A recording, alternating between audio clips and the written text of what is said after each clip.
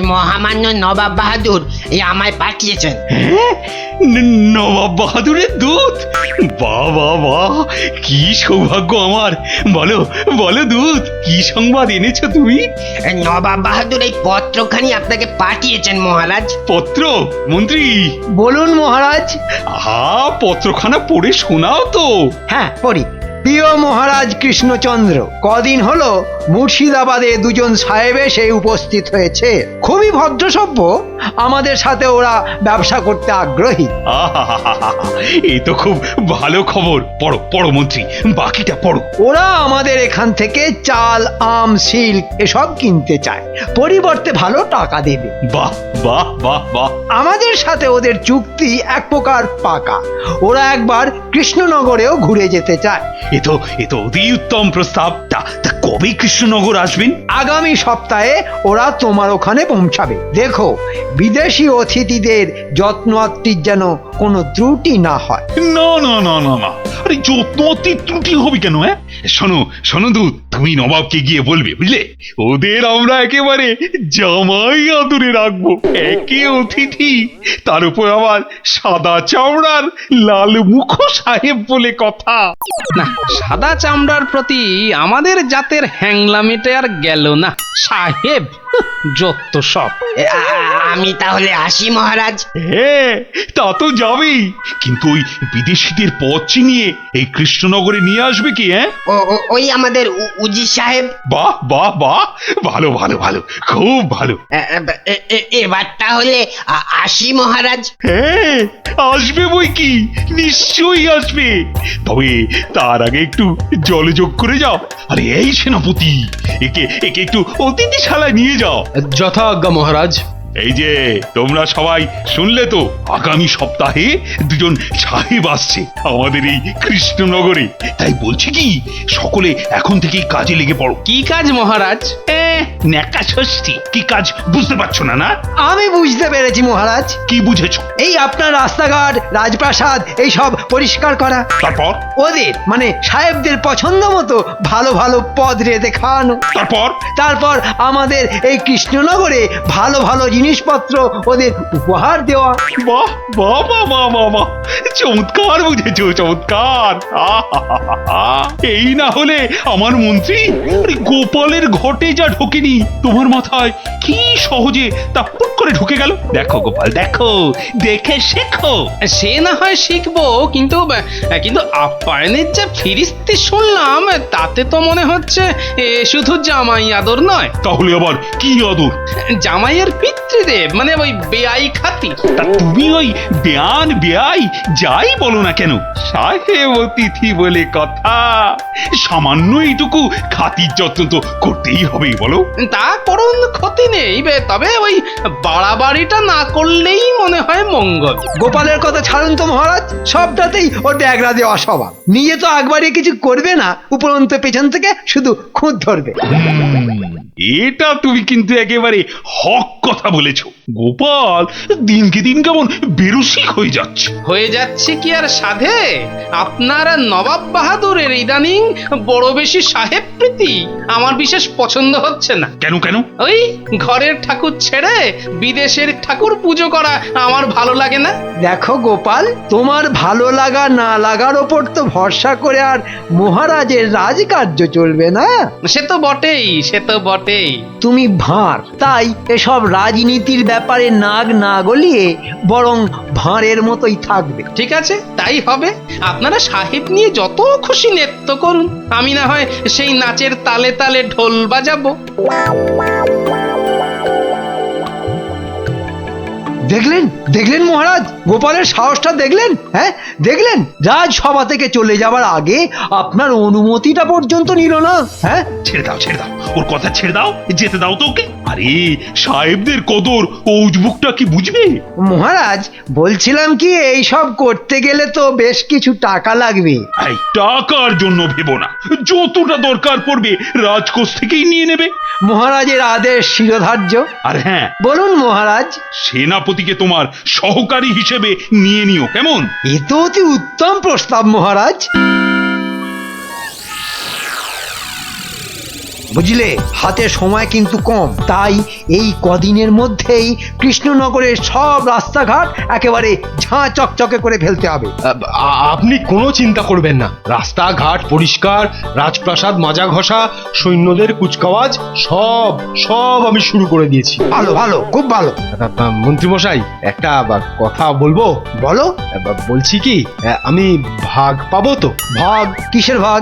ওই যে সাহেবদের দেখভালের জন্য মহারাজের অনুমতি নিয়ে গতকাল আপনি রাজকোষ থেকে অতগুলো টাকা তুললেন। তুললাম, তা সে সব টাকাই তো সাহেবদের পেছনে খরচ হয়ে যাবে। অবশ্য মহারাজ বলেছেন প্রয়োজন হলে আরো অনেক টাকা আমি তুলতে পারি। কিন্তু সব টাকা তো আর সাহেবদের পেছনে খরচ হবে না মন্ত্রীমশাই। মানে? আরে আমি কি আর মানে বই নাকি যে সব কথার মানে বলবো? তবে আর কেউ জানুক আর না জানুক, আমি তো জানি যে ওই টাকার সিংহভাগটাই আপনার পকেটে ঢুকবে। এই চুপ চুপ চুপ চুপ, এ কথা উচ্চারণ করতে আছে?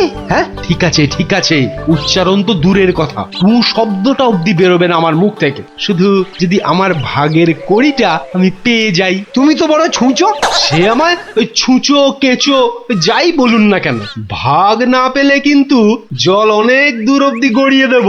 ঠিক আছে, পাবে, আগে কাজটা ঠিক করে করো।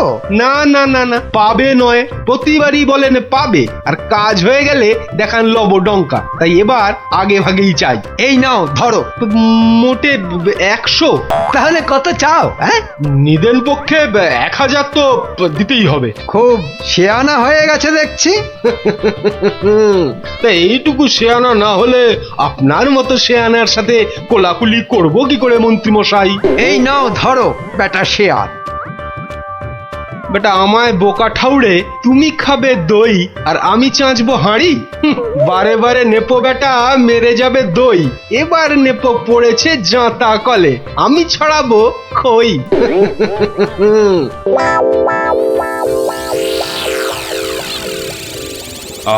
শোনো গোপাল, মানে যার জন্য তোমাকে ডেকে পাঠিয়েছি, বলুন, আমি তো শুনতেই এসেছি। সেদিন তো তুমি রাগ দেখিয়ে রাজসভা থেকে চলেই গেলে। অন্য কেউ হলে আমি তাকে কঠোর থেকে কঠোরতম শাস্তি দিতাম, কিন্তু ওই তুমি বলেই পার পেয়ে গেলে। হ্যাঁ, তো আমি বলি কি, মাথা গরম না করে সাহেবরা এলে একটু ওই সাথে সাথে থেকো, কেমন? তোমার ওই হাসি মস্করা নিয়ে ওদের একটু ওই মাতিয়ে রেখো। ঠিক আছে মহারাজ, তাই হবে।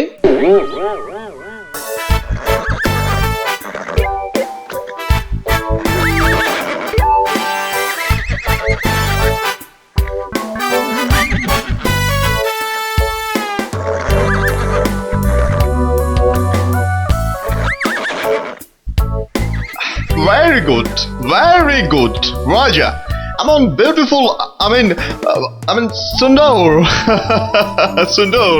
Sundor কুচকাওয়াজ দেখানোর জন্য থ্যাংক ইউ, ধন্যবাদ।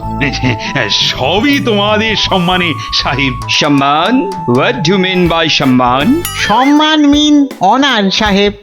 অনার, তোমাদের অনার। হো, আমাদের অনারে, I mean, এই কুচকাওয়াজ আমাদের অনারে। থ্যাংক ইউ রাজা, ধন্যবাদ ধন্যবাদ। বাবা, কি কথার ধরন! সব কথার মধ্যে থ্যাংক ইউ আর ধন্যবাদের ছড়াছড়ি। কি বিনয়, যেন বিনয়ের বৃন্দাবন সব। চলো সাহেব, চলো এবার ভেতরে চলো। তোমাদের সম্মানে এক ভোজ সভার আয়োজন করা হয়েছে। ভোজ সভা? এই কথাটার মিনিং আমরা জানি। ভোজ সভা মিন পার্টি। নবাব বাহাদুর মুর্শিদাবাদে আমাদের অনারে ভোজ সভা দিয়েছিলেন। থ্যাংক ইউ, ধন্যবাদ।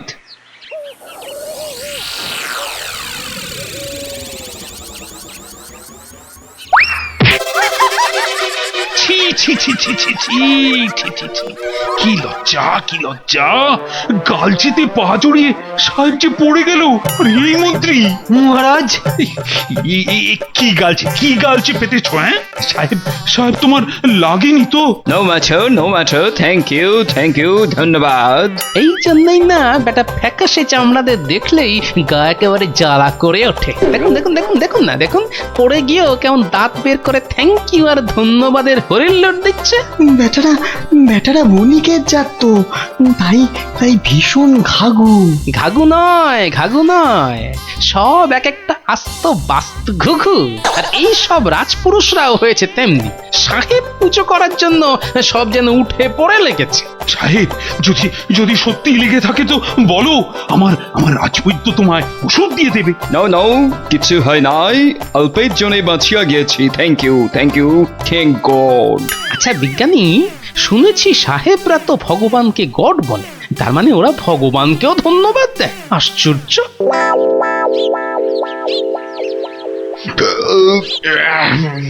সরি, যা একখানা জব্বর ভোজ হইল না, কি বলিব, marvellous fish, mutton, chicken, bravo bravo, thanks you রাজা, ধন্যবাদ।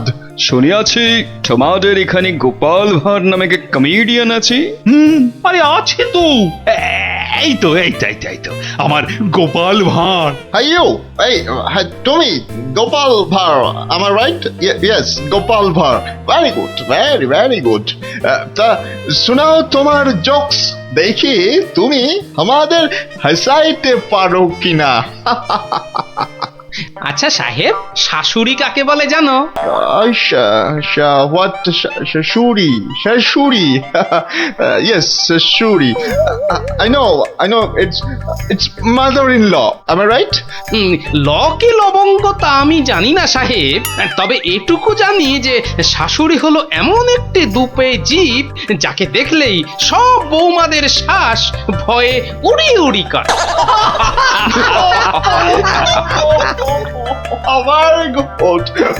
Very good, Gopal, very good.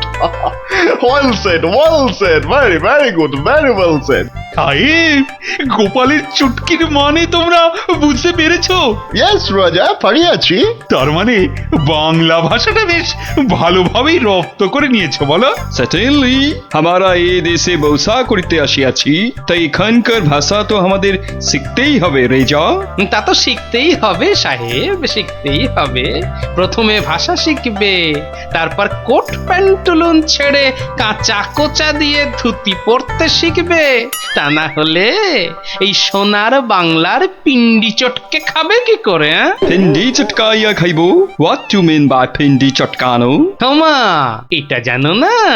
আরে এটা খাবার জন্যই তো নিজেদের ঘর বাড়ি মাতৃভূমি ছেড়ে সেই 7 সমুদ্র 13 নদী পার হয়ে ব্যবসার ছলে দেশে এসেছ।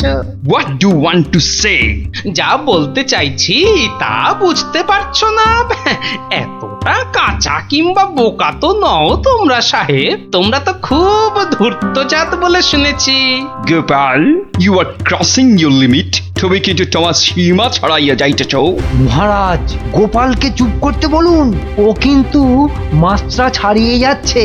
সাহেবরা আমাদের অতিথি, খোদ নবাব বাহাদুর ওদের এখানে পাঠিয়েছেন। হ্যাঁ, ঠিক কথা। তাই গোপালের কথায় সাহেবরা যদি অপমানিত বোধ করে তাহলে কিন্তু আপনার সমূহ বিপদ। হ্যাঁ, এটাও ঠিক। এই গোপাল, এদিকে এসো। সাহেবের কি আবল তাবল কথা বলেছো তুমি?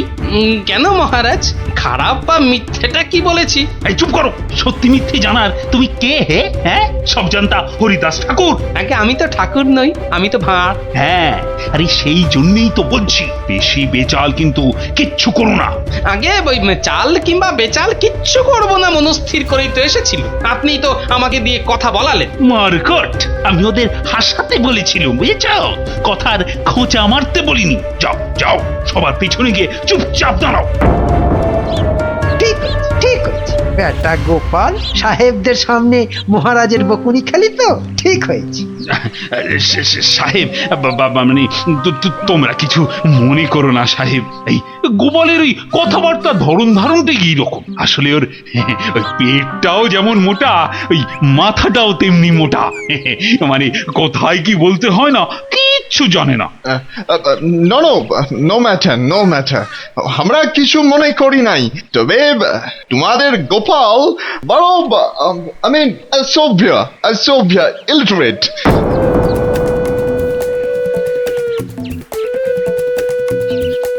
দেখলেন তো মহারাজ, হ্যাঁ, গোপালের ব্যবহারে সাহেবরা পর্যন্ত ওকে অসভ্য বলছে। তাই তো দেখছি। মুখে যতই বলুক না কেন, মনে মনে ওরা কিন্তু খুব অসন্তুষ্ট হয়েছে বলেই মনে হচ্ছে, তাই না? তা তো হয়েইছে। মন্ত্রী, একটা কিছু করে ওই সাহেবদের সন্তুষ্ট করার চেষ্টা করো। আপনি কিচ্ছু চিন্তা করবেন না মহারাজ, আমি যখন আছি তখন সাহেবদের ঠিক খুশি করে দেব। এই, পারবে তো? আপনি নিশ্চিন্ত থাকুন মহারাজ, আমি বরং সাহেবদের কৃষ্ণনগরের আশপাশটা একটু ঘুরিয়ে নিয়ে আসি। হ্যাঁ, বেশ বেশ, তাই করো তবে।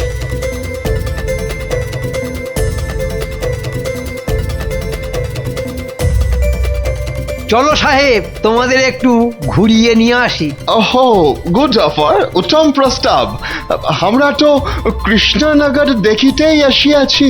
আসুন উজির সাহেব, আপনিও চলুন আমাদের সাথে। এই গোপাল বড় ক্লেভার আছে। এখন উহাদের খাটানো ঠিক হবে না। তাহলে অন্য কাউকে। কোর্স না হলে নবাবকে উপহার দিব কি করে? দিব্যি সাহেবদের নিয়ে আনন্দ মস্করা হচ্ছিল, তা তোমার আর সইল না?